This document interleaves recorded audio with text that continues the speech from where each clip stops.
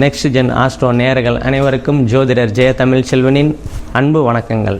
இப்போ நம்ம ஆவணி மாத பலன்கள், மிதுன ராசிக்கு உண்டான ஆவணி மாத பலன்களை நம்ம இப்போ பார்க்க போகிறோம். அதாவது உங்களோட ராசிநாதன் புதன் பகவான். நீங்கள் எப்பயுமே புதன் புத்திகார கிரகம், அதாவது அறிவு கூர்மையான கிரகங்கள்னு சொல்லுவாங்க. நீங்கள் அறிவில் சிறந்து விளங்குவீங்க. இந்த மிதுன ராசிக்காரங்கள்லாம் அவங்கள பேசி ஜெயிக்க முடியாது. உங்களோட ராசிநாதன் அவருக்கு பிடிச்ச நண்பரான சிம்மம், சூரியனோட, அதுவும் பிடிச்ச நண்பர் வீட்டிலையே பிடிச்ச நண்பர் கூடயே இருக்கிறதுனால உங்கள் மன மகிழ்ச்சியாக இருப்பீங்க. உங்களை அந்தஸ்து, கௌரவம், மதிப்பு, மரியாதை எல்லாமே உயரக்கூடிய அற்புதமான காலகட்டங்கள் தான் இது. அதே மாதிரி உங்களோட 2ஆம் இடம் இயல்பாக இருக்கிறதுனால குடும்பத்தில் ஒற்றுமைகள்லாம் நல்லாயிருக்கும். ஏற்கனவே இருந்து வந்த பிரச்சனைகள்லாம் உங்களுக்கு சரியாயிடும். அதே மாதிரி நீங்கள் யாருக்காவது வாக்கு கொடுத்துருந்தீங்க, போன மாதம் வரைக்கும் நிறைவேற்றவே முடியல அப்படின்னு இருந்ததெல்லாம் இந்த மாதம் நீங்கள் அந்த வாக்கெல்லாம் நிறைவேற்றக்கூடிய அற்புதமான காலகட்டங்கள் தான் இது. அதே மாதிரி உங்களுக்கு தன வரவுலாம் போன மாதம் கொஞ்சம் தொய்வு இருக்கும். அது இந்த மாதம் நல்லா வரக்கூடிய அற்புதமான காலகட்டங்கள் தான் இது. அதே மாதிரி உங்களோட 3ஆம் இடம்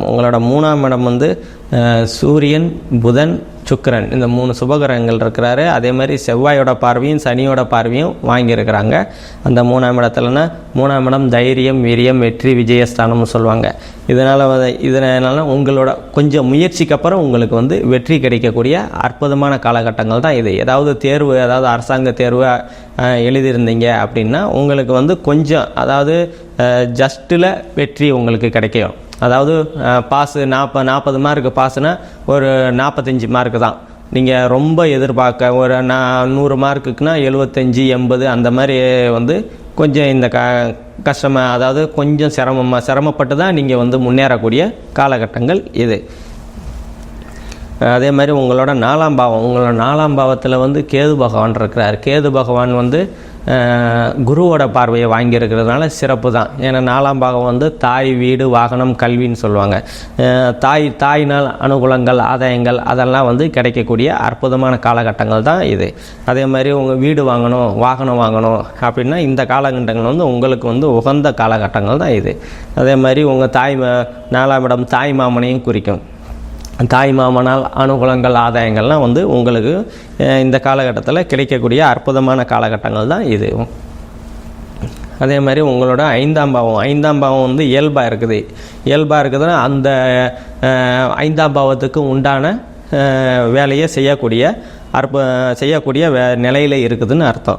அதாவது 5ஆம் பாவம்னா குலதெய்வம், பூர்வ புண்ணியம், புத்திர சந்தானம் சொல்லுவாங்க. இதனால் குலதெய்வ அனுகூலங்கள்லாம் உங்களுக்கு இந்த காலகட்டத்தில் கிடைக்கக்கூடிய அற்புதமான காலகட்டங்கள் தான் இது.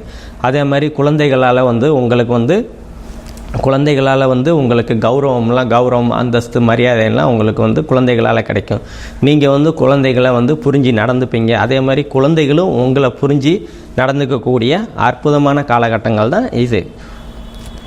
அதே மாதிரி உங்களோட 6ஆம் பாவம் 6ஆம் பாவம் கடன், நோய், எதிரின்னு சொல்லுவாங்க. சத்ரு, வம்பு, வழக்கு. இது செவ்வாய் பார்வையும் வாங்கியிருக்கிறாரு, செவ்வாய் பார்வை, சனி பார்வையும் இருக்குது. அதே மாதிரி குருவோட பார்வையும் இருக்குது. அதனால என்னென்னா கொஞ்சம், அதாவது சிறு உடல் உபாதைகள் விலகக்கூடிய காலகட்டங்கள் தான். அதே மாதிரி வேலை செய்கிற இடத்துல வேலையும் 6ஆம் பாவத்தை தான் குறிக்கும். அதே மாதிரி வேலையில் சிறு பிரச்சனைகள் வரும். ஆனால் அது சரியாயிடும். ஏன்னா சனி செவ்வாய் பார்வை இருக்கிறதுனால பிரச்சனை வரும். அதே மாதிரி குரு பார்வையும் இருக்குது. அதனால அந்த பிரச்சனை வந்த பிரச்சனை அப்படியே சூரியனை கண்ட பனி போல் விலகிடும்.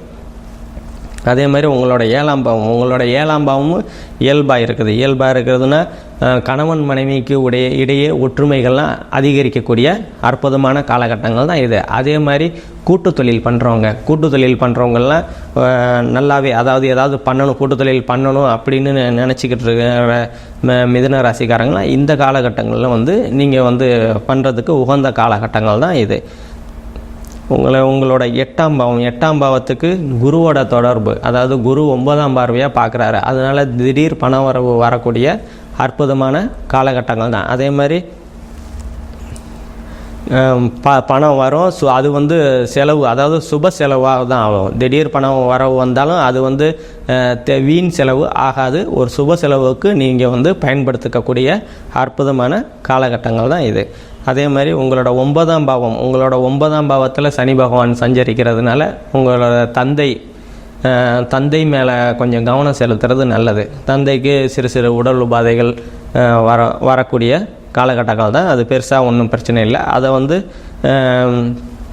சரியாகக்கூடிய காலகட்டம். இன்னொரு 6 மாதங்கள் வந்து அதெல்லாம் வந்து சனி பயிற்சிக்கு அப்புறம் அந்த தொல்லைகள்லேருந்து விடுபட்டுருவாங்க. அதே மாதிரி தந்தைகளால் கிடைக்கக்கூடிய அனுகூலங்கள், ஆதாயங்கள், அவரோட சொத்து, தந்தை சொத்து ரொம்ப நாளாக கேஸ் போட்டுருப்பீங்க, அதெல்லாம் வந்து இழுபறியாக இருந்ததுன்னா இந்த காலகட்டத்தில் வந்து உங்களுக்கு வந்து கிடைச்சிரும். அதே மாதிரி உங்களோட 10ஆம் இடத்துல வந்து ராகு பகவான் இருக்கிறதுனால, ராகு வந்து சனி செவ்வாய் தொடர்பு இல்லாமல் இருக்கிறதுனால, குருவோட வீட்டில் இருக்கிறதுனால உங்களுக்கு வந்து தொழில்கள்லாம் வந்து குறையும் இருக்காது, நல்லாவே போகும்.